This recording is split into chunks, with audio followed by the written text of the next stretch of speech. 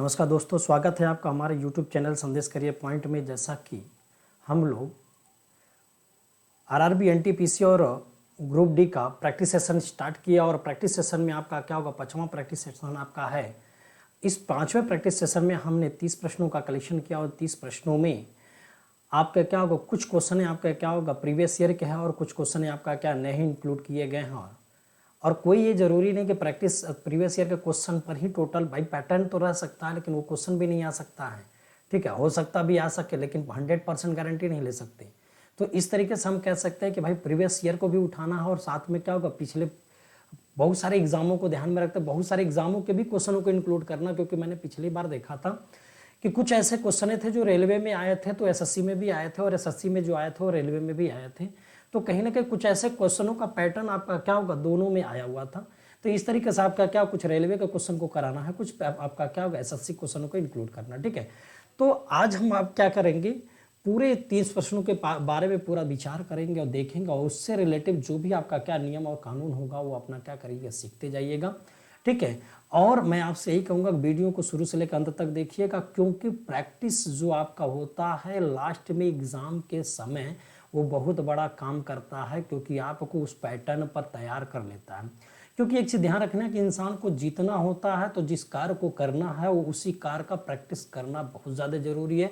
आप ये कहिए कि आप केवल देखते जाएं और देख करके आप जाके फिर वहाँ पर डायरेक्ट काम करें तो नहीं हो सकता। आप जब तक प्रैक्टिस नहीं करेंगे तब तक आपका क्या होगा, बड़ी मुश्किल हो जाती है, क्योंकि टाइम मैनेजमेंट करना होता है, साथ में क्या होता है क्वेश्चन के माइंड को सेट करना होता है। कि जैसे आप कोई टॉपिक पढ़ रहे थे, जैसे आपने परसेंटेज पढ़ा था, परसेंटेज कहीं केवल आपका माइंड सेट हुआ है, लेकिन यदि आप प्रैक्टिस सेट में हो तो हो सकता है परसेंटेज के बाद लाभ हानि भी आ जाता है, हो सकता है आपका क्या होगा ज्योमेट्री का क्वेश्चन हो सकता है, ट्रिग्नोमेट्री, यानी माइंड को इतना तेजी से वो कन्वर्ट करता है, चेंज करता रहता है टॉपिकों पर, वो इसीलिए प्रैक्टिस कराना जरूरी होता है, प्रैक्टिस करना जरूरी होता है। ठीक है, तो चलते हैं आज हम लोग 30 क्वेश्चन के पर पहले क्वेश्चन की तरफ। पहला क्वेश्चन देखिए स्क्रीन पर क्या है। पहला क्वेश्चन ज्योमेट्री से दे दिया है, पहला क्वेश्चन आपका क्या हो, ज्योमेट्री से दे दिया है।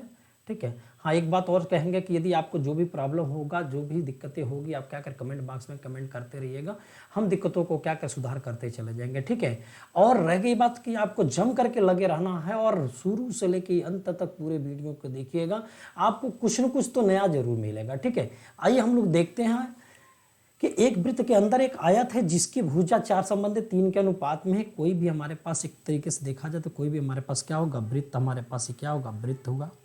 ठीक, और इस वृत्त में आपका क्या होगा, आयत की बात हो रही है। वृत्त में हमने क्या दिया कि चलो एक आयत खींच दिया। ठीक है, आयत खींच दिया। तो अब देखिए 4 संबंधित 3 का अनुपात होने का मतलब एक चीज दिमाग में रख लीजिए, कोई भी हमारे पास यहाँ पर 4 संबंधित 3 है, तो जहां 4 संबंधित 3 चूंकि आपका क्या होगा आयत होता है, आयत में हमारा क्या होगा 90 डिग्री का कोण बनता है। तो इस तरीके से ट्रिपलेट बन सकता है, आपको याद रखना होगा। ट्रिपलेट आपका 4 3 आपका दे दिया है, तो इसका मतलब अगला हमारे पास क्या हो जाएगा, 5 होगा। इससे स्पष्ट हो गया कि जो हमारे पास ये जो विकर्ण हमारे पास आएगा, वो विकर्ण की जो लंबाई होगी वो कितनी हो जाएगी, 5 हो जाएगी। विकर्ण की जो लंबाई हमारे पास हो जाएगी वो कितनी हो जाएगी, वो कितना हो जाएगा, 5 हो जाएगा। बात समझ में आए। और आपने देखा विकर्ण की लंबाई 5 है और लंबाई उसकी कितनी हो जाएगी, 4, और ये क्या होगा 3। यही हमारा क्या होगा, रेशियो चल रहा है। बात समझे, हमने रेशियो वैल्यू टोटल नहीं लिखा, रेशियो लिखा। लेकिन आप ये बताएं कि जो हमारे पास ये जो विकर्ण होता है, अब विकर्ण क्या होता है, कोई भी परिवृत्त हमारा खींचा गया आयत में, तो जो विकर्ण होता है उस परिवृत्त की त्रिज्या होती है, ये उसका क्या ओरिजिन होगा। तो यहाँ से इसका कैपिटल आर की जो वैल्यू होगी वो रेडियस जो भी हमारे पास और ये विकर्ण आएगा वो विकर्ण का हमारा क्या होगा, आधा होगा। क्लियर। अब आप ये बताइए यदि हमारे पास आयत है, आयत का परिमाप क्या होता है कि 2 लंबाई प्लस क्या हो जाएगा चौड़ाई, वो जिसकी वैल्यू आपने देखा ये कितना दिया है, 56 दिया है। 2 लंबाई प्लस चौड़ाई जिसकी वैल्यू आपको क्या मिला है, 56 मिला है। ठीक है, आपको क्या मिला है, 56 मिला है। तो इस तरीके से हम देखें कि ये 2 हो गया, ये लंबाई को हमने 4 रेशियो लिया, चौड़ाई को 3 रेशियो लिया, इस तरीके से 56 हुआ। तो 4 3 7 दूनी के 14 हिस्से में आपका कितना होगा, 56 है। तो एक हिस्से में आपका क्या होगा 4, मतलब आपका सीधा सीधा बात है लंबाई हमारे पास क्या होगा 20 होगी, 4 पंजे 20, चौड़ाई आपका 4 तई 12 हो जाएगा। लेकिन आपके विकर्ण की जब बात आती है 4 पंजे क्या होगा 20 होगा। विकर्ण क्लियर हुआ, यानी 5 में हमारा वैल्यू कितनी हो रही थी 20 हो रही थी, ठीक। तो रेडियस इसका क्या होगा 20/2 बन जाएगा। तो इस तरीके से आपके पास क्या मिलेगा 10, ठीक। अब बताइए वृत्त की बात करें तो वृत्त का क्षेत्रफल पाई आर स्क्वायर होता है। इस तरीके से एरिया निकल के आ गई, तो पाई हो जाएगा, है ना। पाई और आर के जगह पर 10 है, 10 का स्क्वायर कर लेते हैं तो 100, यानी यहाँ से कुल मिला के 100 पाई आपका रिजल्ट आ गया। बात समझ में आना, 100 पाई आपका रिजल्ट आ गया। रेशियो से हमने बनाया है, ट्रिपलेट का कॉन्सेप्ट हमने लिया है। ट्रिपलेट का कॉन्सेप्ट नहीं लेंगे तो x और मान करके 4x और 3x के लेकर के क्वेश्चन को बना सकते हैं, ठीक है। लेकिन आपको कुछ चीज़ों को सीखना होगा और उसके लिए आप थोड़ा सा क्या करें, वीडियो को स्लो भी करके देख सकते हैं और जिसको समझ में आ रहा है वीडियो को स्पीड बढ़ाकर देख सकते हैं, ठीक है। आगे बढ़ते हैं। अगला क्वेश्चन कह रहा है कि सुधा अपनी क्या है आय का 80% खर्च करती है। जब उसकी आय 30% बढ़ जाती है तो उसका खर्च 25% बढ़ जाता है, तो उसकी बचत में क्या स्थिति बनेगी, क्या कमी होगी, क्या वृद्धि होगी, उसको हमें देखना है, ठीक है। तो आइए भाई देखिए, ये भी एक कॉन्सेप्ट है, उस कॉन्सेप्ट को हमेशा के लिए याद रखे रहिएगा। इनकम हमारे पास जो आपके पास दिखा रहा है वो आय कितनी दिखा रहा है 80 है, सॉरी आय तो हमने माना क्या 100 रुपये आपकी इनकम है, जिसमें से आपका जो खर्च निकल के आया था वो कितना है 80 है। तो बचत आपका कितना हो जाएगा बताइए, 100 रुपये कमा के 80 रुपये खर्चा, तो बचत हमारा 20 होगा, वो पहले की है। लेकिन आय में 30% बढ़ोतरी कह दिया तो 130 हो गया, और बचत में 25 अथवा खर्च में 25% बढ़ गया। अब बताओ खर्चा यदि 25% बढ़ जाएगा तो 20 का 25% यदि आप निकालते हो तो 20 का 25% निकालते हैं तो कितना होगा, कितना आएगा, ये 5 आएगा ना। यानी कि खर्चा हमारे पास कितना बढ़ गया 5 बढ़ गया। ओहो सॉरी खर्च है ना, एक मिनट सॉरी भैया, खर्च हमारे पास कितनी 80 है ना। 80 का हम लोग 25% निकालेंगे, चौथाई होता है ना। 80 का 25% निकालेंगे तो 25% चौथाई होता है टोटल का। तो इस तरीके से इसका चौथाई करेंगे तो क्या आ जाएगा आपके पास 20 आ जाएगा। समझ में आया कि नहीं, यानी खर्चा हमारे पास 20 क्या करेगा बढ़ जाएगा। तो इस तरीके से अब खर्चा 100 रुपया हो गया। 130 रुपये कमा करके यदि 100 रुपये खर्चा किया तो 30 रुपया हमारा क्या होगा बचत हो जाएगी। अब जब 30 रुपये बचत हो जाएगी तो पहले बचत हमारे पास 20 था, अब बचत 30 है, तो बताओ कितना बढ़ोतरी हुई है। तो इंक्रीमेंट कितनी हुई है, वृद्धि कितनी हो गई है। तो वृद्धि देखा गया तो वृद्धि हमारे पास 10 की हुई, लेकिन किस में हुई है 20 में, गुणे क्या होगा ये 100। अब ऐसे सॉल्व करेंगे तो 20 पंजे क्या होगा 100, ये 50 हो जाएगा। क्लियर हुआ, ये 50% की क्या होगी वृद्धि हो जाएगी, उसके क्या होगा खर्च अथवा बचत में।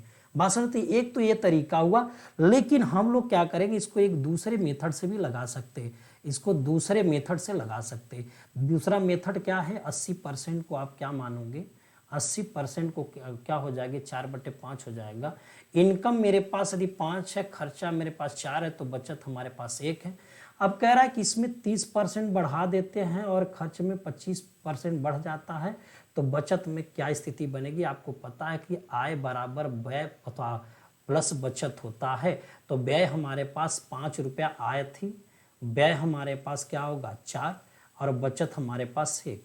तो ऐसे क्वेश्चन में हम लोग अनुपात में आपस में गुणा कर देंगे तो 5 × 15 150 हो जाएगा। समझ में 150 हो जाएगा। और यहाँ क्या होगा 25 चौके 100, ये x होता है, x की वैल्यू आपसे पूछ रहा तो x बराबर 75 करें तो कितना आ जाएगा 50 आ जाएगा। समझ में आ रहा है ना। तो 50% के क्या होगी ये बढ़ोतरी हो रही, प्लस में आ रहा था, ठीक। नेक्स्ट क्वेश्चन कह रहा है समान गति से चलने वाली 360 मीटर लंबी ट्रेन किसी प्लेटफॉर्म को 55 सेकेंड में पार और प्लेटफॉर्म पर खड़े एक व्यक्ति को 24 सेकंड में पार करते, तो प्लेटफॉर्म की लंबाई क्या होगी। ये एक बात ध्यान रखिएगा, कोई भी हमारे पास ट्रेन है यदि समान गति से चल रही है, उसकी गति हमारा फिक्स है, तो व्यक्ति को भी पार करेगा तो वही स्पीड होगी और ट्रेन को भी पार करेगा तो वही स्पीड होगी। तो इसका मतलब प्लेटफॉर्म को पार करें तो स्पीड वही होगी। तो ट्रेन की लंबाई 360 है, प्लेटफॉर्म की लंबाई पता नहीं, जब एक ट्रेन किसी प्लेटफॉर्म या पुल या सुरंग को पार करती है तो उसके द्वारा चली गई दूरी उसकी लंबाई और प्लेटफॉर्म की लंबाई का योग होता है। तो 360 प्लस x हुआ और बट्टे क्या हो जाएगा 55 हो जाएगा। और ये सेकंड में है, इसको हम सेकंड में रहने देते हैं क्योंकि मीटर प्रति सेकंड से कॉन्सेप्ट हमारा चल जाएगा। अब 360 मीटर दूसरी, भाई कोई भी ट्रेन है व्यक्ति को पार करती है तो खुद की लंबाई को तय करेगा, जिसमें आपका समय कितना लिया 24 सेकेंड। तो यहाँ से क्या होगा, ये करीब करीब हमको लग रहा है कि 15 दूनी के 30, 15 बार में कट जाएगा। तो 360 प्लस x बराबर 15 पचे 75, 15 पचे 75, 7 कितना हो जाएगा 82 हो जाएगा। तो इस तरीके से x बराबर क्या, ये 5 हो जाएगा। और यहाँ क्या होगा 12 अथवा सॉरी यहाँ कितना 5 है ना, 5 में से 2 गया 3 हो जाएगा, सॉरी 5 हो जाएगा, सॉरी ठीक है। 12 में से 6 गया क्या होगा 6 हो जाएगा। यहाँ क्या होगा अथवा 7 में से 3 गया क्या होगा 465 हो जाएगा, ये उत्तर हो जाएगा। ठीक है, नेक्स्ट क्वेश्चन में कह रहा था x वास्तविक है और ये चीज़ें दे दिया है, ये चीज़ें दे दिया हैं, तो कह रहा है कि इसकी वैल्यू बताएं। तो आप एक ध्यान रखिएगा, कभी ऐसे देता है तो आप द्विघात समीकरण कभी मत सोचिएगा, नहीं तो यदि द्विघात समीकरण सोचने लगे तो आप तो फैक्टर करना बड़ी मुश्किल की बात हो जाएगी। तो ऐसे प्रश्नों को देखो कितना आराम से प्रश्नों को हम लोग लगा सकते हैं। पहले तो हम लोग इस प्रश्न को देखें, कंडीशन को पहले बाद में। पहले यदि प्रश्न को हम देखते हैं तो प्रश्न में हमारे पास x पावर 6 है और हम लोग -1/x पावर 6 को एक साइड ले लेते हैं। फिर क्या ले लेते हैं, अब हम लोग देखेंगे इन दोनों के बीच में कॉमन हमारे पास -3 का देते हैं, तो x² - 1/x² ये आ जाता। क्लियर। ये प्लस, इसका मतलब हमें क्या करना होगा, व्युत्क्रम वाला कॉन्सेप्ट लेकर के इसको सॉल्व करना होगा। चलिए, ऐसे प्रश्नों को यदि सॉल्व करना तो हम लोग x² का भाग देते हैं, x² का क्या करते हैं भाग दे देते हैं। जब x² का भाग देते हैं तो यहाँ x² बचेगा, माइनस का 5 बचेगा, यहाँ 1/x² बचेगा =0।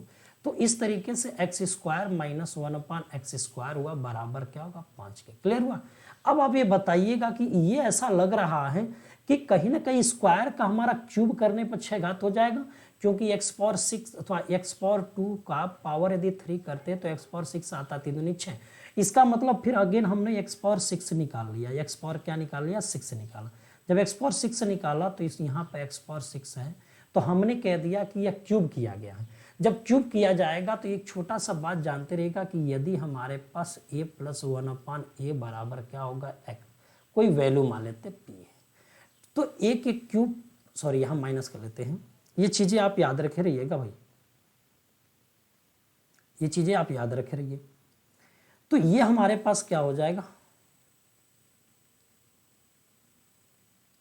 तो ये क्या होगा a³ - 1/a³ की वैल्यू जो होती है p का क्यूब होता है प्लस का क्या होगा 3p होता है। ये सूत्र है, आप इसको क्या करिएगा याद रखे रहेगा, ये आपका सूत्र है, इसको क्या करिएगा याद रखे रहिएगा। ठीक है, तो इस तरीके से आप ये चीजें इतना क्या करेंगे याद रखे रहेंगे, तो आगे के बहुत सारे क्वेश्चन यदि इस टाइप के बनते हैं तो अपना बनाते जाएंगे। ठीक है, तो अब यहाँ से हमने क्या किया है कि जब हमें क्या करना होगा निकालना पड़ा, तो x पावर 6 की बात करें तो फार्मूले पर रखते हैं, तो फार्मूले में हमारा क्या हो जा रहा है, तो यहाँ 5 का क्यूब हो जाएगा और प्लस का 3 गुणे क्या होगा 5, तो 50 25 पंजे 125 में 15 जोड़ेंगे तो 140 आ जाएगा। तो ये बताइए इस जगह पर हम लोग 140 वैल्यू लिखेंगे। ठीक, -3 गुणे x² - 1/x² की जगह पर 5 + 1 लिखेंगे।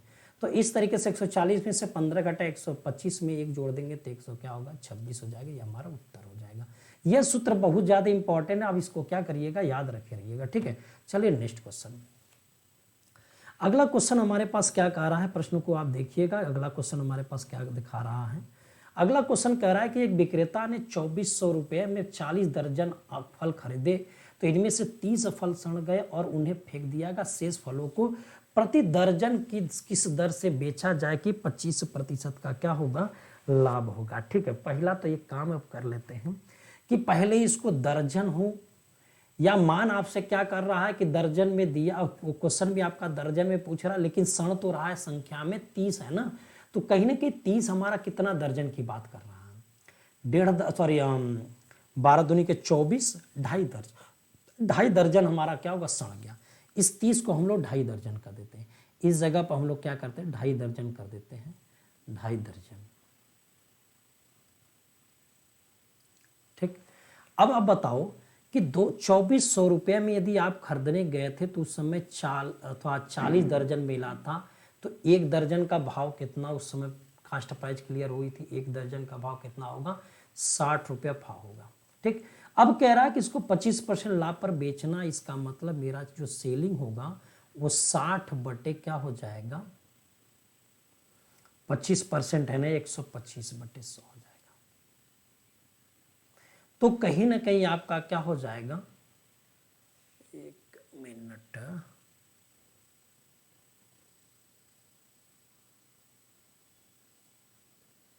आप ऐसे भी लगा लें,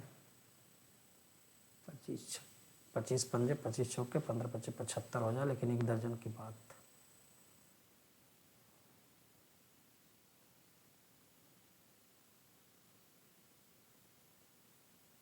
एक मिनट, ऐसे नहीं करना है, ऐसे करिए, ठीक, ऐसे कर लीजिए। संख्या की बात हो रही थी ना, क्रय मूल्य दर्जन की बात हो रही, 1 दर्जन की भाव इतना है, चलिए छोड़िए, 2400 रुपया है, 40 की बात हो गई, 12 का गुणा हमने कर लिया, तो अब ये किस में चला गया, संख्या में चला गया। इसको 25% लाभ पर बेचा गया तो 125%, यानी हमने सीधा सीधा बात बोला कि जो मेरे पास सेलिंग आई थी 2400 रुपया में खरीदा था, 40 दर्जन है, उसको संख्या में बदले 12 का भाग देते हैं, और तो इस तरीके से हमारे पास एक की बात हो गई, एक फल की बात हो गई, 125% लाभ पर बेचा गया, 25% लाभ है तो 125 पर बेचा, 25 चौक पंजे हो जाएगा, 25 चौक के क्या होगा, 100 हो जाएगा, 12 दूनी के 24 हो जाएगा, 200 हो गया। ठीक, अब 5 बार में चला जाएगा, तो इस तरीके से क्या होगा, 25 बटे क्या बन जाएगा, 4 हो जाएगा, 25 बटे 4।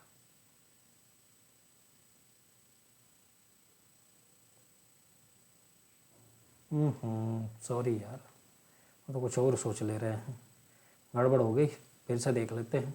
पहले तो हम तो यही देखेंगे तो हमारा टोटल खर्चा कितना, टोटल कोई बात नहीं, आप डायरेक्ट विक्रय मूल्य निकालिए, थोड़ा गलती हो गई भाई, 2400 है, बहुत आसान क्वेश्चन था, हम फालतू का ज़्यादा उसमें क्या सोच लिए थे, इसलिए गड़बड़ हो गई। चलिए यहाँ से ये कट गया आपका, तो 24 पंजे 120 हो जाएगा, हासिल 12 हो जाएगा, 24 दुनिया 48, 12 कितना होगा, 60, जीरो हो जाएगा, हासिल क्या होगा, 6 हो जाएगा, 24 से कम 2400, 3000 रुपया हो गया। अब ये बताइए कि आपने सामान को बेचा तो 2400 रुपये में खरीदा है, अब 25% हमें लाभ होना चाहिए, तो हम 3000 रुपये में सामान को क्या किए हैं, बेचे हैं, लेकिन जब बेचे हैं 3000 सामान, तो कितने सामान को आप बेचे थे उसको अभी देखना है कि हमने 3000 रुपये मेरे पास आया तो कितना सामान आया था, तो 40 दर्जन आपके पास था, तो 12 चौक 48, 480 सामान फल हो गए, जिसमें से यदि 30 सड़ गए तो कितना होगा, 450 हो गए। अब यही 450 हमने बेचा है, तो 450 जब हमने बेचा, ठीक है, तो अब 1 की भाव निकल के आ गई, तो 12 की भाव निकालना होगा दर्जन में, तो इसलिए 12 का हम लोग क्या करें, गुणा करें। फिर से देखिएगा, पहले हमारा 2400 रुपया खर्चा था, उसको 25% लाभ पर बेचा, 125 में मेरा विक्रय मूल्य 3000 आया था, फिर हमने सामान 3000 में कितने सामान को बेचा था, 12 चौक 48, 480 फल थे, जिसमें 30 फल सड़ गए, तो 450 फल हुए। ये जो 450 फल हैं, यदि हम इसमें भाग देते 3000 में 450 फल को, तो मुझे 1 फल का दाम निकल के आया, लेकिन दर्जन की बात बोला है, प्रति दर्जन बोला है, तो इसलिए क्या करेंगे, 12 का मुझे क्या गुणा करना पड़ा। अब देखिए यहाँ से कट जाएगा आराम से, 15 दूनी के क्या होगा, 30, 200 हो जाएगा, 15 ते 45 हो जाएगा, 30 हो जाएगा, 1 जीरो से जीरो कैंसिल होगा, 3 चौक के 12 होगा, 20 चौक का कितना होगा, 80 रुपये प्रति दर्जन हो जाएगा। क्षमा चाहते हैं, थोड़ा सा समय बर्बाद हुआ ज़्यादा आपका, ठीक है। चलिए आगे बढ़ते हैं। क्वेश्चन में कह रहा था कि 8 वर्ष पहले ए और बी की आयु का अनुपात 9 संबंधित 10 था, अब से 4 वर्ष बाद उनकी आयु का अनुपात 12 संबंधित 13 है, यानी कि 8 वर्ष पहले ए और बी की जो आयु का रेशियो है 9 संबंधित क्या हो जाएगा, 10 हो जाएगा, और यदि 4 वर्ष यदि बाद यदि बोलता है, 4 वर्ष बाद बोलता है, तो 4 वर्ष बाद 12 संबंधी क्या होगा, ये 10 हो गया, सॉरी 13, 12 संबंधी क्या हो जाएगा, 13 हो गया। लेकिन आप ये बताइएगा जब ऐसे प्रश्न आते हैं, आपका 8 साल पहले 9 था और 4 साल बाद 12, तो आखिर आप भी 3 अनुपात में बढ़े कि नहीं। ये अनुपात कितने की बढ़ोतरी हो रही थी, 3 की बढ़ोतरी हो रही थी। इधर से कितने की बढ़ोतरी हो रही है, 3 की बढ़ोतरी हो रही है। लेकिन साल में 8 साल पहले 4 साल बाद टोटल मिला के बढ़ोतरी कितनी, 12 की। तो 3 अनुपात बढ़ने पर कितनी वैल्यू, 12 की। तो 1 अनुपात बढ़ने पर कितनी वैल्यू, 4 वर्ष की। अब हम कह देंगे कि किसकी बात कर रहा है, तो ए से डिनोट करके सी का मान निकालना है। तो हम कह दें कि चलो 12 चौक 48 हो जाएगा ये। लेकिन ये कब का है, ये 4 साल बाद का है। तो 4 साल हम कम कर देते हैं तो कितना हो जाएगा, ये 44 हो जाएगा। लेकिन ये 44 किसका है, वर्तमान में ए का जो वैल्यू आया था वो कितने साल का था, वो 44 साल का था। तो जो सी की जो आयु है, ए की आयु से 6 वर्ष ज़्यादा है, यानी 44 में 6 यदि हम जोड़ते हैं तो ये कितना हो जाएगा, 50 वर्ष हो जाएगा। कितना हो जाएगा, 50 वर्ष हो जाएगा। ठीक है, बात समझ में ना। ऐसे प्रश्न खूब किए हैं आप लोग। आगे बढ़ते हैं। कह रहा है कि ए क्यूब प्लस बी क्यूब और ए प्लस बी का होल स्क्वायर और इसका महत्तम समापवर्तक क्या होगा, महत्तम समापवर्तक क्या होगा। ठीक, तो आप देखिएगा यदि हम महत्तम समापवर्तक में जो कॉमन फैक्टर होता है वही हमारा महत्तम समापवर्तक होता है।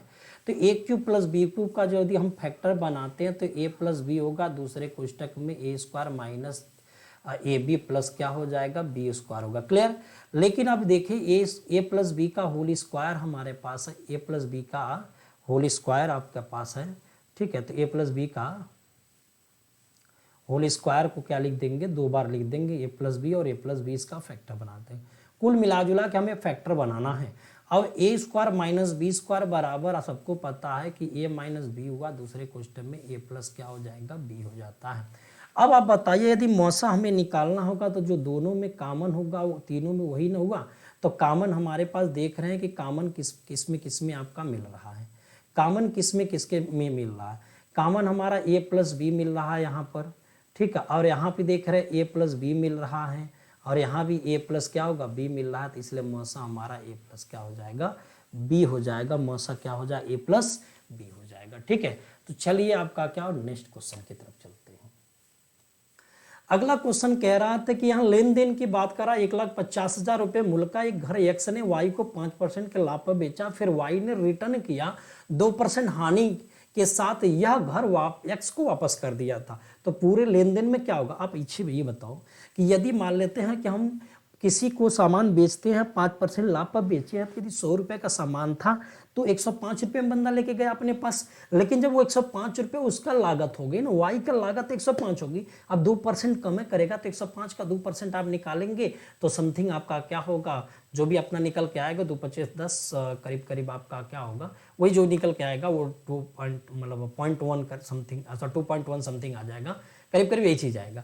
तो कहीं ना कहीं आप ये बताइएगा कि यदि मान लेते इतना कुछ आ रहा है तो जहाँ 5% लाभ लिया, यहाँ 2% कम में फिर सामान को मिल रहा है, तो कहीं ना कहीं उसको क्या होगा, बेनिफिट हो जाएगा, घाटा कभी नहीं होगा। ठीक है, तो इस तरीके से यदि आपका क्या होगा, पहली बार प्रॉफिट लेकर के दोबारा हम लोग क्या करें, घाटा में लेकर के सामान को खरीद रहे हैं। लेकिन एक चीज़ ध्यान रखिएगा कि जो मेरे पास ये वैल्यू है, थोड़ी बात को समझिएगा, ये जो 5, यदि यहां पर क्या होगा 5 से बड़ा या बराबर हो जाता तो 100% आपका क्या होगा कि इसको घाटा हो जाता। देखिएगा, ध्यान रखिएगा, यदि पहला वाले ने जब बेचना चालू किया, दूसरे को वापस ही यदि सामान आने लगा, जितने सामान में यदि आपका क्या होगा बेच रहा था और उसका क्या करेंगे, यदि मतलब ये जो आपका इससे बड़ा यदि आ रहा है तो 100% उसको क्या होगा, घाटा होना चालू हो जाएगा। तो ऐसे प्रश्नों को देखिए हम लोग लगाते कैसे। पहली बार बंदे ने क्या किया था, कोई भी सामान यदि बेच रहा था तो उस समय उसको प्रॉफिट हुई थी, उस समय उसको प्रॉफिट हो रही थी, 5% की प्रॉफिट हो रही थी। लेकिन जब सामान दोबारा खरीद रहा है तो 2% वो नुकसान में खरीद रहा था, सॉरी उधर से वाई ने। तो एक चीज ध्यान रखिएगा, वस्तु आपका क्या एक बार 5 प्लस हुआ था, किसी वस्तु या घर का जो दाम हुआ एक बार 5 प्लस हुआ था और दोबारा 5 माइनस हुआ था। जहां क्रमांगत और वृद्धि एक ही वस्तु में होने लगती है तो x plus y minus x y by 100। तो इस तरीके से हम देखेंगे 3 में से क्या करेंगे 0.1 को हम माइनस कर लेंगे तो 2 पॉइंट क्या होगा 9 आ जाएगा परसेंट का। में क्या होगा लाभ होगा, किसको लाभ होगा x को लाभ होगा। कितने पर होगा 1,50,000 है, उसका हम लोग क्या करेंगे 2.9% इतनी निकाल लेते हैं। डबल जीरो से डबल जीरो कैंसिल, इसको सॉल्व करते हैं तो यहाँ से जीरो का वो भी तो खत्म हो जाए, एक तो जीरो आपका दशमलव वाले से खत्म हो जाएगा तो आपके पास क्या बच जाएगा जीरो हो जाए 15 9 135 हासिल क्या होगा 13 के होगा। 15 दूनी 30 और 13 कितना होगा 43 होगा। 43,500 4350 रुपए का उसको क्या होगा लाभ हुआ। किसको लाभ हुआ एक्स को लाभ होगा। ठीक है ना, बात समझ में आ रही कि नहीं।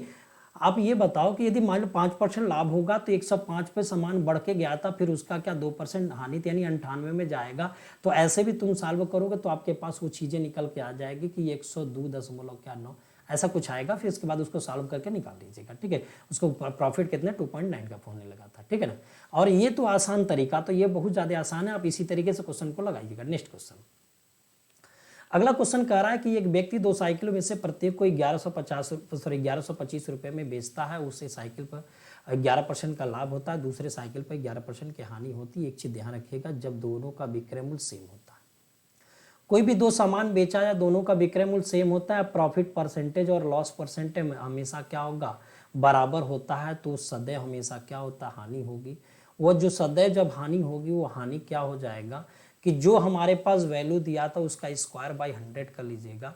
तो इस तरीके से देखेंगे कि 121/100 कर लेंगे तो सॉल्व करेंगे तो 1.21% का क्या होगा घाटा होना चालू होगा। बात समझे ना।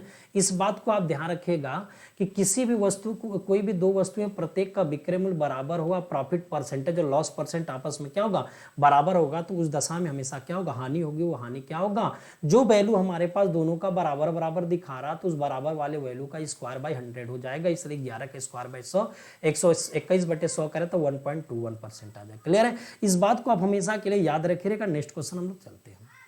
अगला क्वेश्चन कह रहा था कि 117 रुपए की राशि को PQR के बीच में 1/2 1/3 1/4 के अनुपात में बांटने के बजाय गलती से 2 3 4 के अनुपात में विभाजित किया गया। इस विभाजन में कौन सी सबसे अधिक राशि और कितनी राशि प्राप्त करेगा। ठीक है, तो पहले काम करिएगा, पहले कंडीशन को पहले शुद्ध बनाने की कोशिश कर। पहले कंडीशन को आप क्या करिए शुद्ध बनाइए। तो यदि 1/2 1/3 1/4 का एलसीएम कितना हो जाएगा 12 होगा। क्लियर है, 1/2 1/3 1/4 का एलसीएम कितना होगा 12। अब बताओ 1/2 में यदि मैं 12 का भाग देता तो मेरे पास क्या निकल के आएगा 6। पहला कंडीशन में बंटवारा हो रहा है 6। 1/3 का क्या करें 12 3 चौक के 12 होता है, ये 4 होगा, 4 ते 12 होगा तो ये क्या होगा 3 हो जाएगा। तो इस तरीके से पहले कंडीशन में 4 6 4 3 में होगा, लेकिन दूसरी जब कंडीशन में बंटवारा हो रहा है तो दूसरे कंडीशन में 2 3 और क्या हो जाएगा 7 हो जा रहा है। 2 3 और क्या 4 हो जा रहा है। तो अब ये बताएं पहले वाले यदि बंटवारा होता है तो 6 हिस्सा 4 हिस्सा 3 हिस्सा मिला के क्या होगा 13 हिस्सा होगा। उस 13 हिस्से में टोटल वैल्यू 117 मिल गई तो एक हिस्से में 9 हो गई थी। जब एक हिस्से में 9 हो गई थी तो आप यही बता दीजिए कि जब एक हिस्से में आपका 9 आ गया था तो 6 की जगह पर 9 6 54 मिला होगा, यहाँ 4 की जगह 9 चौक 36 मिला होगा, 3 की जगह पर 9 त्रिक 27 होगा। क्लियर हुआ, ये ए बंदा पी है, ये क्या क्यू है और क्या होगा ये आर है। क्लियर, लेकिन अभी बताइए यहाँ पर टोटल वैल्यू 7 हिस्सा हुआ, इस 7 हिस्से में टोटल मेरे पास कितना 117 के हुआ, तो एक हिस्से में 13 हो जाएगा। जब एक हिस्से में 13 हो जाएगा तो आप तो ये बता सकते हैं जब एक हिस्से में आपका क्या होगा 13 हुआ तो ये 2 हिस्से में कितना होगा 13 दूनी के 26 हो गया, 3 हिस्से में 13 39 हो जाएगा और 4 हिस्से में 13 चौके क्या होगा 52 होगा। क्लियर हुआ। अब आप बताओ किसको ज्यादा राशि मिलेगी दूसरे कंडीशन में। बताओ बंदा यहाँ 54 रुपये पाता था, यहाँ 54 लेकिन यहाँ 26 था, भाई उसको घाटा हो गया। यहाँ 36 था, यहाँ 39 था, 30 रुपये के इसको फायदा हुआ क्योंकि। लेकिन यहाँ बताओ 27 से 52 हुआ है, यानी कि 27 से 52 कितना 12 में से 2 साथ गया 5 हो गया। ठीक है, और यहाँ क्या होगा 2 25 हो जाएगा, यानी 25 रुपये का प्रॉफिट होगी। लेकिन किसको प्रॉफिट होगी ज्यादा आर को मिलेगा। समझ में आ रहा है कि नहीं बताओ। आर ने क्या किया था पहले 27 मिलता था, अब उसको 52 मिलने लगा तो कहीं ना कहीं उसको 25 रुपये का ज्यादा मिला होगा। ठीक है, नेक्स्ट क्वेश्चन चलते हैं। अगला क्वेश्चन कह रहा है कि 1 का स्क्वायर, 2 का स्क्वायर, 3 का स्क्वायर प्लस डॉट डॉट 10 का स्क्वायर का मान क्या होगा। इसको देख करके एकदम हलवा क्वेश्चन है, आपको हर तरीके के क्वेश्चनों को देखना है, हर तरीके के क्वेश्चनों से तैयार होना है। सिंपल भी क्वेश्चन रहे और कठिन भी क्वेश्चन रहे, इस चीज़ों को आपको क्या करना है, देखना है। ठीक है, बात समझ में आ रही। कोई दिक्कत होती तो आप क्या करिएगा, कमेंट बॉक्स में जरूर करिएगा। ठीक है, साथ में मैं आपसे एक गुजारिश करूंगा कि आप क्या करिएगा, यदि वीडियो को अच्छा लगता है तो वीडियो को क्या करें, लाइक करिए, सब्सक्राइब करिए, साथ में क्या करें, शेयर करिए। क्यों शेयर करिए, क्योंकि भाई थोड़ा सा आपका सपोर्ट हमें बहुत ज़्यादा ज़रूरी है।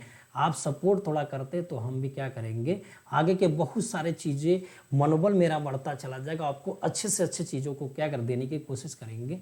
क्योंकि देखिए, मैं आपसे एक ही बात कहूँगा कि मैं जो दे रहा हूँ, मैं ये नहीं कह रहा हूँ कि मैं 100% की बात करो, मेरे जैसा कोई नहीं दे रहा, लेकिन एक चीज़ इतना ध्यान है कि जितना मैं आपको दे रहा हूँ, आपको एग्ज़ाम में ध्यान में रखते हुए दिया जा रहा है और ये 100% एग्ज़ाम में मैच करेगा। आप ध्यान रखिएगा, 100% एग्ज़ाम मैच करेगा। इस चीज़ को आप क्या करिए, तैयार करिए बस। ठीक है, जितना हो सके आप उसको क्या करिए, तैयार करिए। ठीक है, चलते हैं क्वेश्चन की तरफ। क्वेश्चन हमारे पास जो दिया था, क्वेश्चन कह रहा था कि 1 का स्क्वायर, 2 का स्क्वायर, 3 का स्क्वायर, डॉट डॉट 10 का स्क्वायर, प्रथम n प्राकृतिक संख्याओं का square, 1 square, 2 square, 3 square, dot dot क्या होगा, n स्क्वायर। यदि सूत्र ऐसा बना तो इसकी जो वैल्यू होती है n+1 हुआ।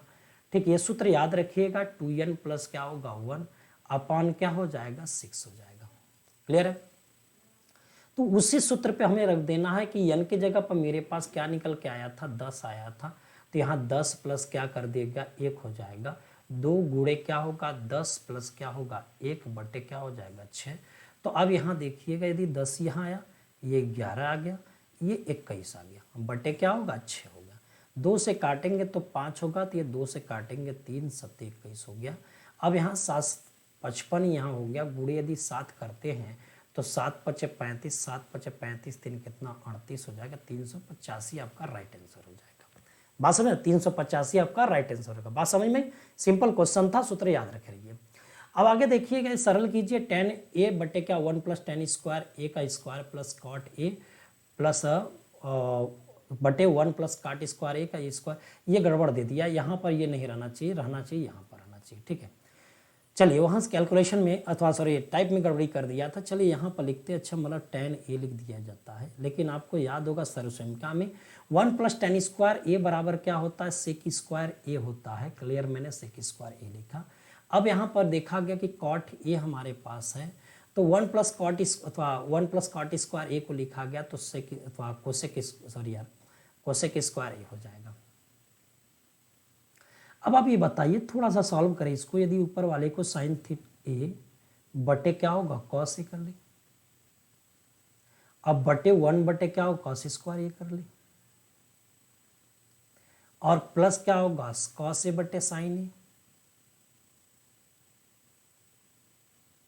अब बटे यहां पर क्या हो जाएगा 1 अपान साइन स्क्वायर ए कर लीजिए।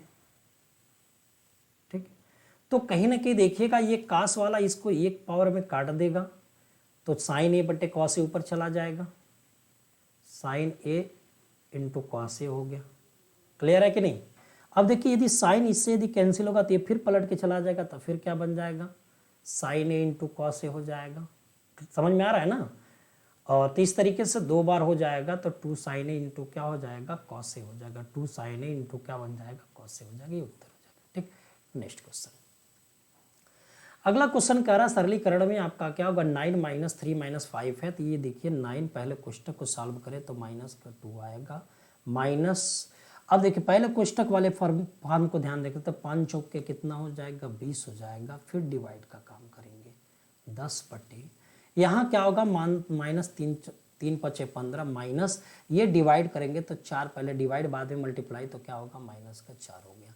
ऊपर देखिए -18 हो गया, माइनस इसको जब हम भाग देते हैं तो क्या होगा -2 हो जाएगा। अब बटे क्या होगा -19, इस तरीके से -20 बटे -19 आया, इस तरीके से 20 बटा क्या बनेगा 19 हो जाएगा। राइट आंसर हो जाएगा 20 बटा 19। ठीक है, समझ में आ रहा है, सिंपल क्वेश्चन था, हलवा क्वेश्चन था। अगला क्वेश्चन में कह रहा था कि 2 लड़कियां विपरीत दिशाओं में यात्रा करती है, पहली वाली को ए से 25 किलोमीटर प्रति घंटा की चाल से अपने गंतव्य स्थान पर बी तक पहुंचने में 20 घंटे लगते हैं। दूसरी वाली को बी से पहली वाली से रास्ते में मिलते हुए अपने गंतव्य स्थान पहुंचने में 25 घंटे लगते हैं। तो दूसरे वाले की चाल क्या, ये बात समझो जरा। अब कोई भी व्यक्ति यहाँ है, यहाँ से उठकर यहाँ गया, दूसरा व्यक्ति यहाँ से उठकर यहाँ गया, तो डिस्टेंस तो दोनों सेम तय किए होंगे कि नहीं किए होंगे। जब डिस्टेंस सेम किए होंगे तो ये क्या कर रहा है, पहले जो लड़की थी 25 की स्पीड में चली थी और 20 घंटे में किसी दूरी को तय किया, तो दूरी बराबर क्या होगा, चाल गुणे समय होता है, यानी 25 गुणे क्या करेंगे 20 हो जाएगा। इसी दूरी को तय करने की बात किया, कौन तय करेगा, बी वाला तय करेगा। उसकी स्पीड तो मुझे नहीं पता, लेकिन उसकी जो टाइम अथवा टाइम है पता है, तो स्पीड गुणे टाइम ये भी दूरी, 20 स्पीड गुणे टाइम ये भी दूरी। तो अब ये समझ में आ गया कि एक व्यक्ति, जो भी दो लड़कियां थी अपने अपने गंतव्य स्थान पर जाती है, लेकिन उनके बीच में जो दूरियां हैं वो आपका क्या तय करने वाला सेम होगा। तो इस तरीके से 25 से 25 कैंसिल, भी बराबर कितने को होगा 20 हो जाएगा। तो भी बराबर 20 किलोमीटर प्रति घंटा हो जाएगा। ठीक है, नेक्स्ट क्वेश्चन में कह रहा था कि यदि ए और बी एक से बड़ी दो प्राकृतिक संख्याएं हैं और उनका महत्तम समापवर्तक एक है, तो इनमें से कौन सा कथन सत्य है। एक चीज ध्यान रखिएगा, हमेशा सत्य रहेगा, हमेशा सत्य की बात बोला है। ठीक है, एक बात ध्यान रखिएगा, इस चीज को रखिएगा। कह रहा है कि उसका महत्तम समापवर्तक एक है, तो एक चीज ध्यान रखिएगा, ए और बी का भी महत्तम समापवर्तक एक आएगा, दोनों संख्या अभाज्य संख्या होगी। और ए और बी प्राकृतिक संख्या भी है, क्रमांगत प्राकृतिक संख्या, उसका भी मसा हमारे पास एक आता है, इसका भी मसा एक आता है, इसका भी मसा हमारे पास एक आता है। ठीक, गुणनफल ए बी एक अभाज्य नंबर है। अब ये कुछ भी नहीं कहा जा सकता है कि गुणनफल ए बी हमारा एक अभाज्य नंबर है, क्योंकि यदि 2 और 3 हमारे पास है, यदि हम 2 और 3 का मल्टीप्लाई करते हैं तो हमारे पास 6 आता है। 6 एक अभाज्य नंबर नहीं है, और 2 और 3 का मौसा भी तो हमारे पास एक है, लेकिन 6 हमारा भाज्य नंबर, तो ये तो बात सरासर गलत है, सत्य तो हो ही नहीं सकती। लेकिन ए और बी एक दूसरे के प्रति अभाज्य संख्या की बात हो रही है, असहभाज्य संख्या की बात हो रही है, तो परस्पर सअभाज्य संख्या का जब जिक्र होता है कि ऐसे दो नंबर है जिनका महत्तम समापवर्तक एक होता, परस्पर सअभाज्य संख्या होती है। तो एक चीज ध्यान रखिए, क्रमांगत संख्या भी परस्पर सअभाज्य संख्या होती है, और आपका क्या होगा, अभाज्य संख्या भी परस्पर सअभाज्य संख्या होती है। इसलिए हमारा जो राइट आंसर हो जाएगा वो क्या हो जाएगा, बी वाला। और राइट आंसर हमारे पास बी वाला। क्यों? क्योंकि एक बात समझना कि जो हमारे पास परस्पर सअभाज्य संख्या की बात, इसको प्रति सअभाज्य संख्या को परस्पर सअभाज्य संख्या बोलते हैं। तो ए और बी जो अभाज्य नंबर है वो भी उसका मसा एक होगा, इसलिए परस्पर होगा, और ए और बी क्रमांगत तो उसका मसा एक होगा, तो भी आपका क्या परस्पर होगा। तो इस तरीके से हमारा क्या होगा, राइट आंसर हमारा डी होगा। ठीक है, नेक्स्ट क्वेश्चन कह रहा है यदि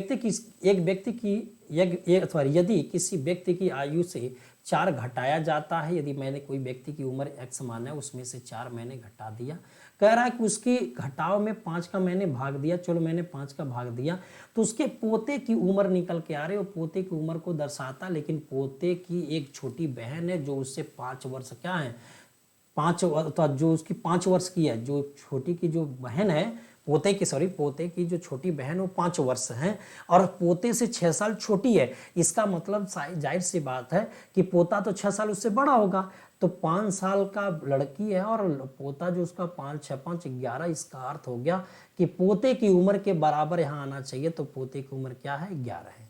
तो x - 4 बराबर कितने को होगा, 55 के।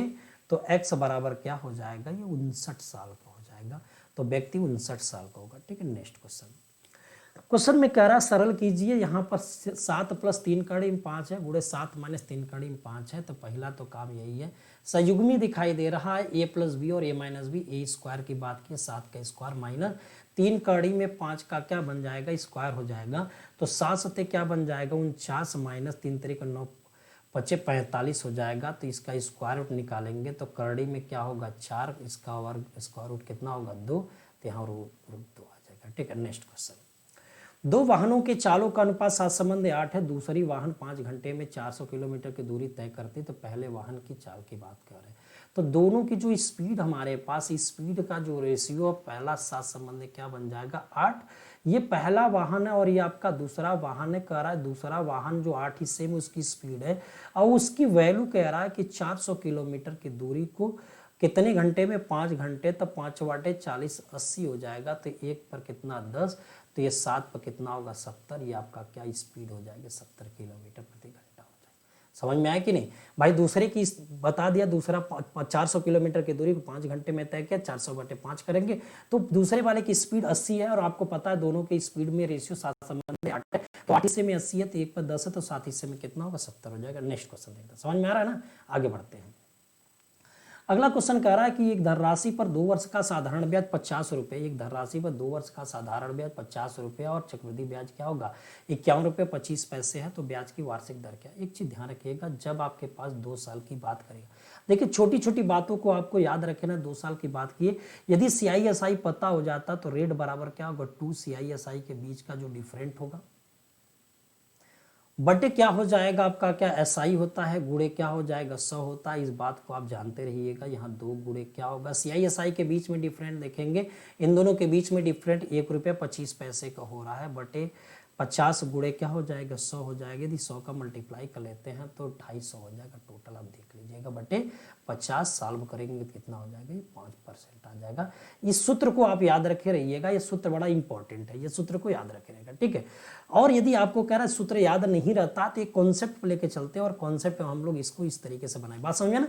ये समझ में आ गया ना? इस चीज को आप जानते रहे। मैं इसको इरेज करके दूसरा कॉन्सेप्ट तरीका बता रहा हूँ। दूसरा क्या हो जाएगा? देखिए अब आपके पास SI है, ये आपके पास क्या होगा? CI है। 2 साल का SI 50 रुपये, तो पहले साल में भी 25 है, दूसरे साल में भी 25 है। ये तो बात समझ में आ गई होगी, क्योंकि साधारण ब्याज हर साल तो बराबर होता है। 50 को 2 भागों में बांटोगे तो 25 है ना, 25 बटेगा जी। अब ये बताइए कि 51 रुपये 25 पैसे है, तो यह ध्यान में रखिएगा कि पहले साल में आपको मूलधन पर ब्याज क्या होगा? 25 आएगा, क्योंकि पहले साल में CI और SI दोनों आपस में बराबर। लेकिन दूसरे साल में आपको पता है कि CI में क्या होगा? मूलधन पर ब्याज, साथ में पिछले साल पे ब्याज। बताओ यहाँ पर CI हमारे पास 51 रुपये 25 पैसे था, यहाँ SI 50 है, तो 50 तो काम हो गया, यहाँ 50, लेकिन अब बच गया तो 1 रुपये 25 पैसे हो गया। लेकिन ये 1 रुपये 25 पैसे क्या है? इस 25 का R% ब्याज दिया गया है, तो इस तरीके से R की जो वैल्यू होगी 1 रुपये 25 पैसा, उस 25 का कितना परसेंट आपका बता रहा है, तो ऐसे में निकल के आ जाएगा 5%। ये आपका राइट आंसर 5%, ठीक है। चलिए नेक्स्ट क्वेश्चन। अगला क्वेश्चन कह रहा है किसी वस्तु पर उसकी लागत मूल्य का 1.2 गुना अंकित मूल्य किया जाता है। अंकित मूल्य पर एक निश्चित छूट देने के बाद लाभ घटकर 10% रह जाती है, क्योंकि यदि छूट नहीं दिया गया होता तो 1.2 का बड़ा होता, तो मतलब 0.2 लाभ हो गया, लेकिन छूट बीच में देने से 10% का हमारा लाभ हो रहा है। चलिए आपके पास देखिए लागत मूल्य क्लियर हुआ, अंकित मूल्य भी क्लियर हुआ, छूट देने के बाद लाभ पर बेचा जा रहा है, इसका मतलब क्या होगा? विक्रय मूल्य है। तो आपके पास 3 चीजें, क्रय मूल्य, अंकित मूल्य, विक्रय मूल्य। यदि हम क्रय मूल्य को 100 रुपया मान लेते हैं तो 100 का 1.2 कर देंगे, आपका अंकित मूल्य निकल के आ जाएगा। तो इस तरीके से 120 आएगा अंकित मूल्य। क्लियर, समझ में आया? लेकिन उसको 10% का क्या होगा? लाभ मिल रहा है 10%। बताओ लाभ कहाँ से मिलता? क्रय मूल्य से। क्रय मूल्य कितना है? 100 है, 10 रुपये बढ़ जाएगा तो 110 रुपया हमारा क्या होगा? विक्रय मूल्य हो जाएगा कि नहीं? अब बताओ कि 120 का सामान यदि 110 में जाने लगा तो कहीं ना कहीं आपका 10 रुपये का नुकसान, सॉरी कमी हो रही कि नहीं, छूट हो रही कि नहीं? 10 रुपये की किस पर होने लगी? 120 गुणे क्या होगा? 100, क्योंकि छूट बटे अंकित मूल्य गुणे 100 होता है। छूट बटे डिस्काउंट बटे MRP गुणे क्या होगा? 100 होता है। ये हमारे पास सूत्र होता है, छूट बटे अंकित मूल्य गुणे 100। तो छूट हमारे पास कितना दिखा रहा था? 120 रुपये अथवा 10 रुपया, और अंकित मूल्य कितना? 120 गुणे 100। अब साल इसको करते हैं तो यहाँ क्या हो जाएगा? 20 23 अथवा 20 पंजे हो जाएगा, अब 20 छक्का हो जाएगा, या 3 हो जाएगा, तो ये 5 50 25 बटे क्या हो जाएगा? 3। तो ये 25 बटे जब आपके पास 3 हो जाएगा तो रिजल्ट 8 से 1 बटे क्या बन जाएगा? 3% हो जाएगा। क्या छूट हो जाएगा? 8 से 1 बटे 3 हो जाएगा, ठीक। Next question.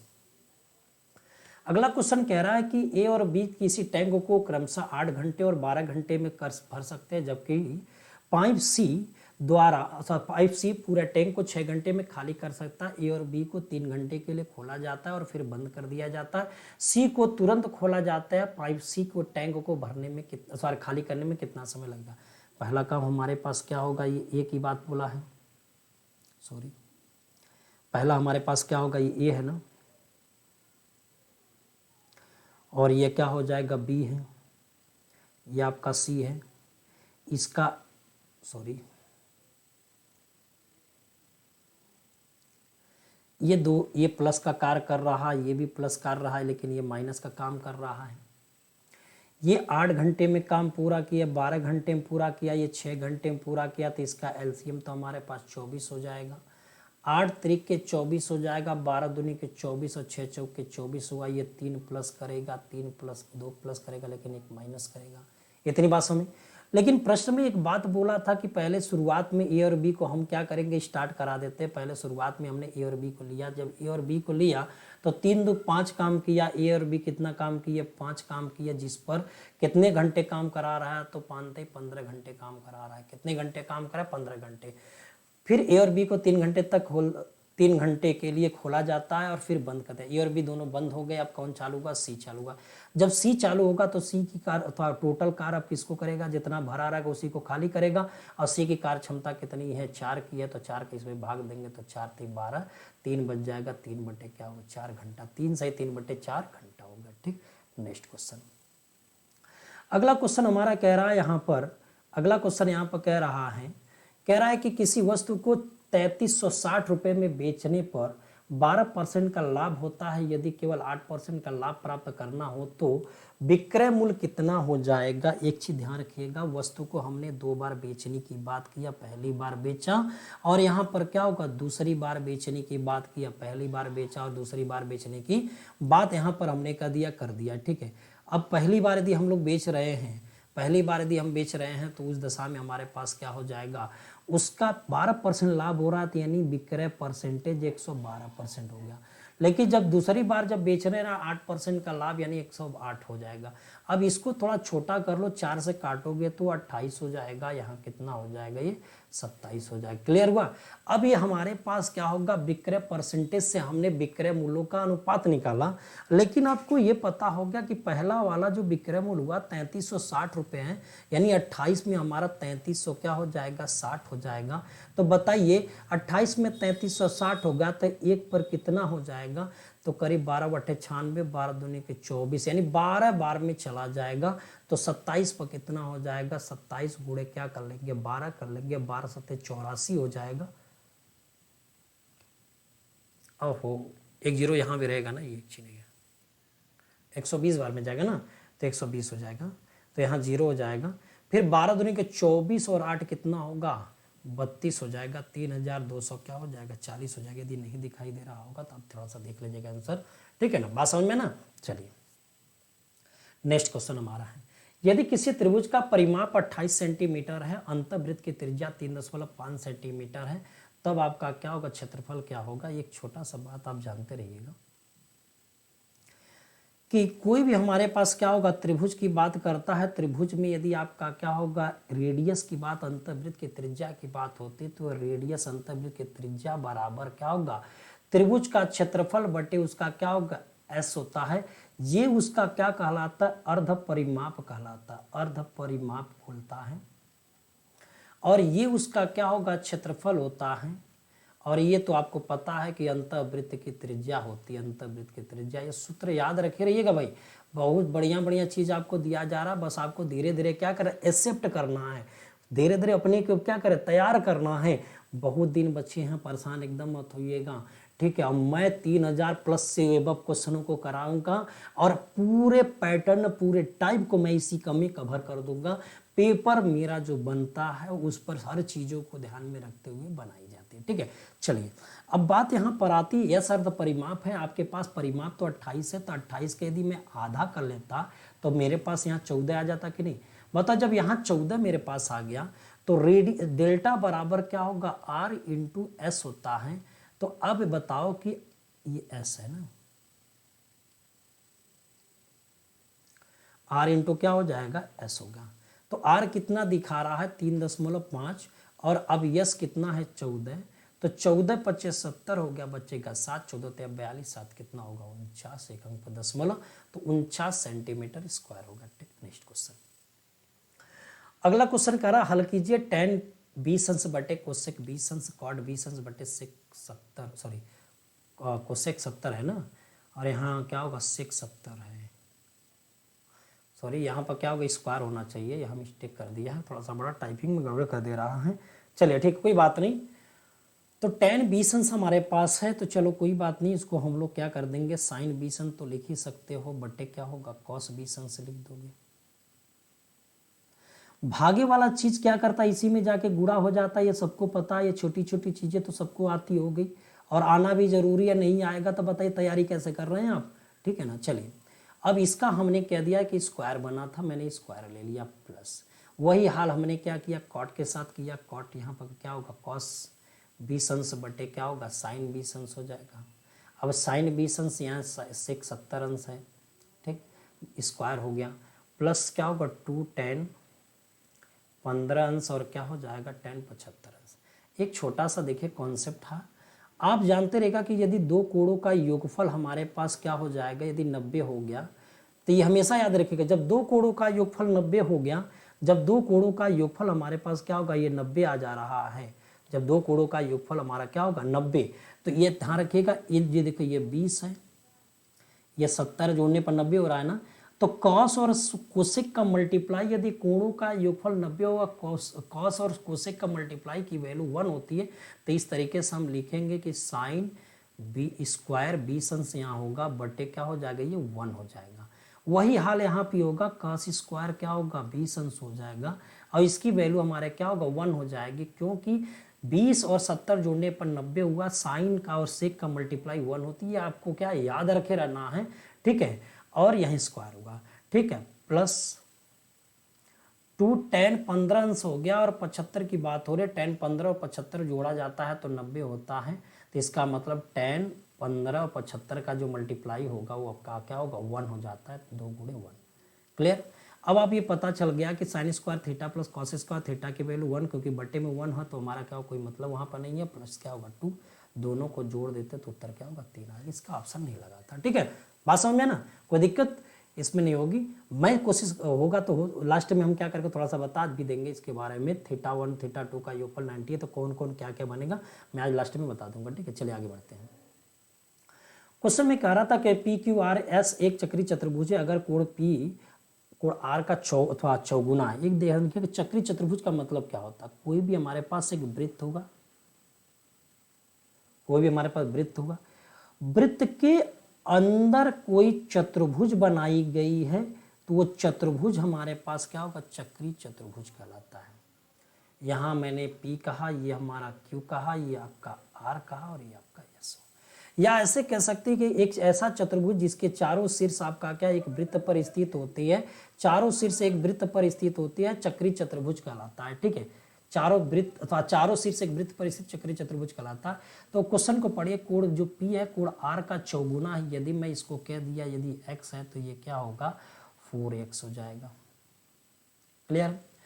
कह रहा कि यस Q का 3 गुना है, यानी यदि Q को हमने कह दिया y है तो ये क्या होगा 3 गुना 3y होगा, ठीक। लेकिन एक चीज ध्यान रखें, चक्री चतुर्भुज में आमने सामने के कोणों का योगफल 180 अंश होता है, यानी P प्लस जो R होगा उसकी जो वैल्यू होगी 180 अंश होगी, और Q प्लस R जो होगा सॉरी S होगा उसकी जो वैल्यू होगा 180 अंश होगी, ठीक। इतना ध्यान रखें, कोई भी चक्री चतुर्भुज आमने सामने के कोणों का योगफल 180 अंश होता है। तो ये बताइए 4x हमारे पास है, इसको x हमने माना तो 180 बता रहा है, तो इस तरीके से हम देखेंगे कि 5x बराबर क्या 180 की, तो x बराबर मेरे पास 36 निकल के आया।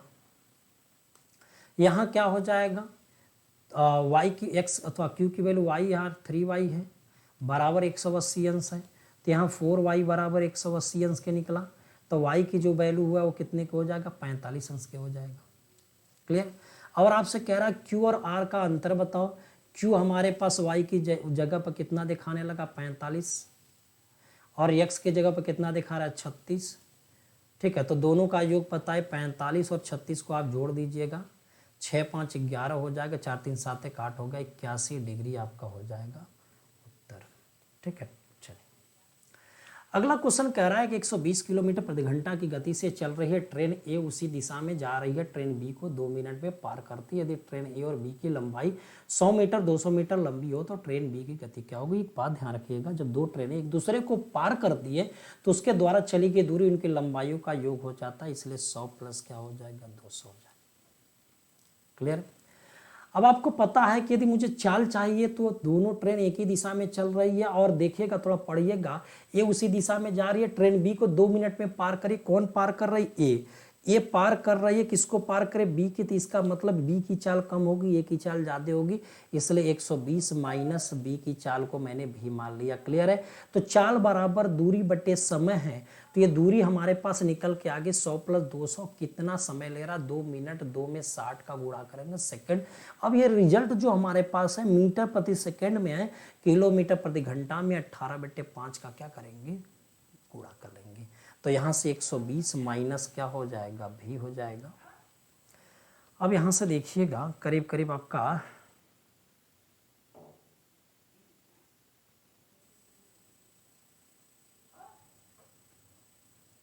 तो यहाँ 300 हो जाएगा। गड़बड़ हो गया क्या? हो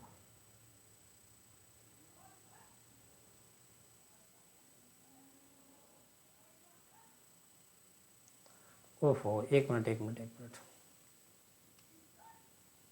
चाल है ना, तो चाल बराबर दूरी बटे समय होता है ना। चाल तो दूरी बटा समय होता है, समय 2 मिनट है, 2 गुणे क्या करेंगे? 60 हो जाएगा। यहाँ 18 बटे क्या करेंगे? 5 हो जाएगा। क्लियर है? अब इस तरीके से थोड़ा इसको सॉल्व और कर लेते हैं। तो यहाँ कितना होगा? 300 हो जाएगा। गुणे क्या होगा? 18 बटे कितना हो जाएगा? 2 गुणे क्या होगा? 60 गुणे 5 हो जाएगा। 5 का 30, ये कट जाएगा। देख रहे हैं ना, 5 का 30, 300 से कट जाएगा, तो इसको काटेंगे तो 9 आ जाएगा। तो यहाँ क्या है? 9 हो गया। तो भी बराबर कितने को होगा? 111 किलोमीटर प्रति घंटा हो जाएगा। ठीक, चलिए ये आपका है। आगे बढ़ते हैं। कह रहा है एक निष्पक्ष पासा, यानी जो पासा सही पासा हो, उसको फेंका जाता है तो प्राप्त संख्या बिल्कुल सही वर्ग और सही घन आना चाहिए। ठीक है, एक चीज ध्यान रखिएगा। एक मैंने पासा फेंका, लूडो का जो पासा होता है, उसको जब मैं फेंकता हूं तो क्या क्या संभावना हो सकती है? क्योंकि उसमें 6 फलक होते हैं। उन 6 फलकों में 1 लिखा होता है किसी जगह, किसी में 2 होता है, 3, 4, 5 और 6। 6वें हमारे पास क्या होगा? संख्या आती है। तो एक चीज ध्यान रखिए, प्रायिकता बराबर जो आपके होता है, जो प्रायिकता का जो सूत्र होता है, प्रायिकता जो बराबर होता है घटित घटना, घटित होने वाली घटना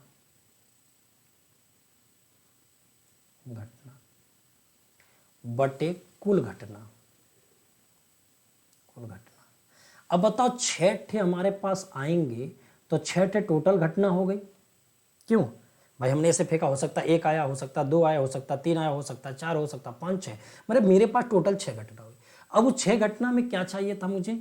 एक पूर्ण वर्ग होना चाहिए और सही क्या होगा? घन होना चाहिए। अब बताइए, एक हमारा क्या हो जाएगा? प्राप्त संख्या बिल्कुल सही वर्ग और सही घन हो जाए। सॉरी, जब प्राप्त संख्या बिल्कुल सही वर्ग और सही घन होना चाहिए, तो बताइए कौन इसमें ऐसा है जो वर्ग भी है किसी संख्या का और किसी संख्या का घन भी है? देखिए, वर्ग है तो एक ही एक ऐसा व्यक्ति है जो वर्ग करने पर 1 आता है और घन करने पर भी 1 आता है। क्योंकि ये जो 4 हमारे पास सारे, कंफ्यूजन नहीं होना चाहिए, 4 हमारा 2 का वर्ग है, लेकिन आपका घन नहीं है, वो किसी संख्या का घन नहीं है। 1 को छोड़ करके बाकी 2, 3, 4, 5, 6 किसी संख्या का घन पूर्णतः नहीं है। ये एक ऐसा व्यक्ति है जो वर्ग भी है और घन भी है। तो घटना हमारे पास कितनी घटेगी? अब 1 घटेगी। कुल घटना घटित कितनी हुई थी? कुल घटना घटित कितनी हुई थी? 6। और घटित होने वाली जो घटना है तो कितनी है हमारे पास? 1। तो 1/6 हमारा क्या होगा? राइट आंसर हो जाएगा प्रायिकता। ठीक है, चलिए अगला क्वेश्चन कह रहा है कि 28.75 प्रतिक्रिया का मिश्रण हमें प्राप्त करना है। मिश्रण हमें कितने का प्राप्त करना है? 28.75 का प्राप्त करना है। उसमें 25 वाले को मिला देना है और उसमें 30 वाले को मिला देना, यानी 25 और 30 वाले को जब मिलाकर एक जगह रखेंगे तो 28 रुपये 75 पैसे का आता है। मिश्रण का नियम कहता है कि अलग अलग जो हमारे पास रेट है, मिलाने के बाद जो रेट हमारे पास आया है उस रेट में हम लोग देखेंगे यहाँ पर तिर्यक अंतर होता है। तिर्यक अंतर भाषण तिरछा अंतर करते हैं। तो बताओ कि यहाँ से हमारा अंतर जब निकालने की यदि बात हमारे पास यहाँ हो रही है, अंतर निकालने की बात हो रही, तो इसके बीच में बताओ डिफरेंट कितने की हो जाएगी? 1 रुपये 25 पैसे का डिफरेंट हो रहा है कि नहीं हो रहा? बता दो सभी लोग। 1 रुपये 25 पैसे का डिफरेंट हो रहा है ना। अब यहाँ पर देखिए 1 रुपये 25 पैसे का डिफरेंट होगा। अब इसमें क्या हो जाएगा? 3 रुपये 75 पैसे का डिफरेंट आपका आ रहा है। क्लियर हुआ बात? समझे ना? तो अब यहाँ से देख रहे हैं कि ऐसा लग रहा है कि यदि एक 3 गुना यदि मैं कर देता तो 3 रुपये 75 पैसे आ जाता। देखो 25 75 तीन तीन अर्थात 3 एकम 3 होगा तो एक संबंध क्या बन जाएगा 3 हो जाएगा। बात समझ में आ रही है। चलिए आगे अगला क्वेश्चन कह रहा है कि वह लघुत्तम संख्या कौन सी है जिसके 5 गुने को 9, 11, 7, 21 और 15 से पूरी तरह विभाजित किया जा रहा है। कोई भी हमारे पास नंबर होना चाहिए, उसमें मैं यदि 5 का गुणा कर लेता हूँ तो जो मेरे पास आ रहा है इन 9 से, 11 से, 7 से, 21 से और 15 से पूरा पूरा विभाजित हो जाए, पूरा पूरा विभाजित हो जाए, विभाजित हो जाए। पूरा पूरा विभाजित हो जाने का मतलब क्या हो जाएगा? पूरा पूरा विभाजित होने का मतलब यही होता है, पूरा पूरा विभाजित होने का मतलब क्या होगा कि इसका एलसीएम निकाल देना। ठीक, तो हम देखें कि 9 गुणे क्या होगा 5 बराबर, इसका एलसीएम निकालना पड़ेगा। इसका एलसीएम आप निकाल लीजिएगा तो इसका एलसीएम आपका करीब करीब आएगा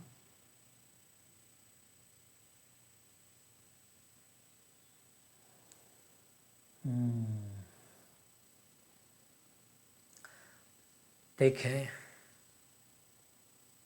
तो इसका जो एलसीएम आपका आएगा ना, यहाँ पर निकालना होगा 0, 5, 15, 5, 31, 31 करीब करीब आएगा 3150 आना चाहिए करीब करीब।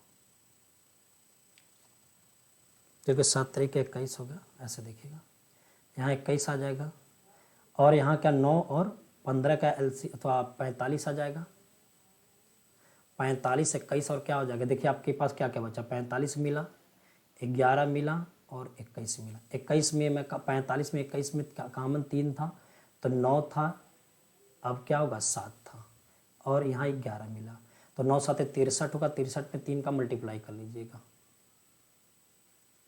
ओ सॉरी यार, 15 तय 45 हो जाए ना, 15 यहाँ आएगा। ठीक है, 15 तय 45 हो जाएगा। ठीक है, ओ सॉरी 1 मिनट बस।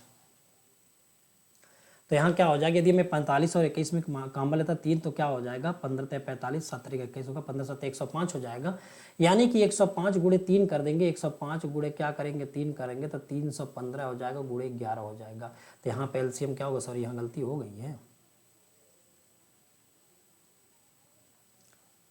तो ओवरऑल इसका एलसीएम कितना होगा 315 गुणे क्या कर लेंगे 11 कर लेंगे। 315 गुणे क्या कर लेंगे 11 कर लेंगे। 315 गुणे 11 कर लेंगे। ठीक है, अब यहाँ 5 से काट दीजिएगा इसको, 5 छक दी 5 15, 11 33 हो जाएगा, 66 हो जाएगा। कुल मिला के क्या हो जाएगा, सॉरी 9 हो जाएगा ना, 66 3 59 हो जाएगा, 9 हो जाएगा।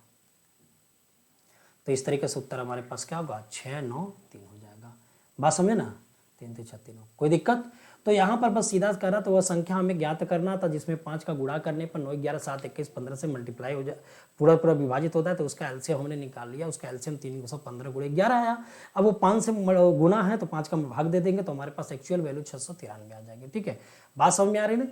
तो इस तरीके से चीज़ों आपको क्या करेगा समझ में आ गई होगी। मैं आशा करता हूँ कि आपको पूरी चीज़ें समझ में आई होगी। और वीडियो पसंद आया तो क्या करें, वीडियो को क्या करिए शेयर जरूर करिएगा। ठीक है, तो आज के सेशन को हम लोग क्या करते हैं इसी पर खत्म करते। Okay, bye bye. और कल फिर आपका क्या होगा मिलेगा क्वेश्चन है, और आप तैयार रहिएगा। और धीरे धीरे आप क्या करिए नोट्स को यदि बनाने की इच्छा तो नोट्स भी बना सकते हैं। हाँ, बस ये देखिए कि यदि कोई नई चीज़ मिले तो उसको नोट करते रहें, जिससे कि आपको क्या होगा एग्जाम में फायदा होगा। ठीक है, और क्वेश्चन का पैटर्न को हमेशा ध्यान में रखे रहेगा, एग्जाम को ध्यान में रखे रहना है।